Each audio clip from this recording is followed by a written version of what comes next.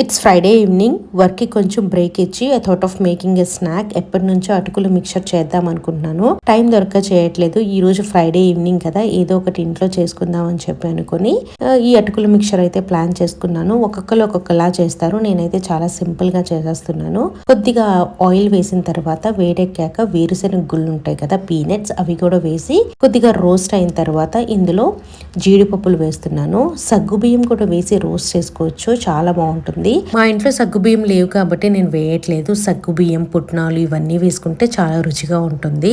పచ్చిమిర్చి వేస్తున్నాను. తర్వాత కొద్దిగా కరివేపాకు వేసుకున్న తర్వాత ఉప్పు, పసుపు అవన్నీ కూడా వేసేసి చక్కగా కలిపేసుకోవాలి. ఇవన్నీ కలిసిన తర్వాత మనం అటుకులు వేసుకోవాలి. అటుకులు వేసి ఎక్కువగా తిప్పొద్దండి స్పూన్తో, ఎందుకంటే అటుకులు బ్రేక్ అయిపోయి మనకి పౌడర్ ఫామ్లో అయిపోతుంది. చక్కగా మెల్లగా చూసి తిప్పుకుంటూ ఉండండి. ఒక అర్ధగంట సిమ్లో ఫ్రై అయిన తర్వాత అప్పుడు వెల్లుల్లి రెబ్బలు, కారం వేసుకోండి. చక్కగా మంచి ఫ్లేవర్ వస్తుంది. ఈ స్నాక్ అంటే మా ఇంట్లో అందరికి చాలా ఇష్టం. రెడీ అయిపోయింది. చాలా క్రిస్పీగా ఉంటుంది, క్రంచీగా ఉంటుంది. ఇదంతా రెడీ అయిపోయిన తర్వాత నేను ఆఫీస్లో వర్క్ కూడా అయిపోయింది, లాక్ ఆఫ్ చేసేసాను. నా హస్బెండ్ కూడా లాక్ ఆఫ్ చేశారు. తనేమో ఇక్కడ వాటర్ మెలన్ ఇవన్నీ కట్ చేసి లెమన్ వాటర్ కూడా ప్రిపేర్ చేసి పెడతా అన్నారు. ఇంకా నేను కూడా ఫ్రెష్ అప్ అయిపోతూ ఉన్నాను అనమాట. నేను ఫ్రెష్ అప్ అయిన తర్వాత తను కూడా ఫ్రెష్ అప్ అయిపోయి ఇంకా ఇవన్నీ కూడా అరేంజ్ చేసుకుంటూ ఉన్నాము. బయట కూడా ఫుల్ వర్షం పడుతూ ఉంది. చక్కగా క్లైమేట్ చల్లగా అయిపోయింది.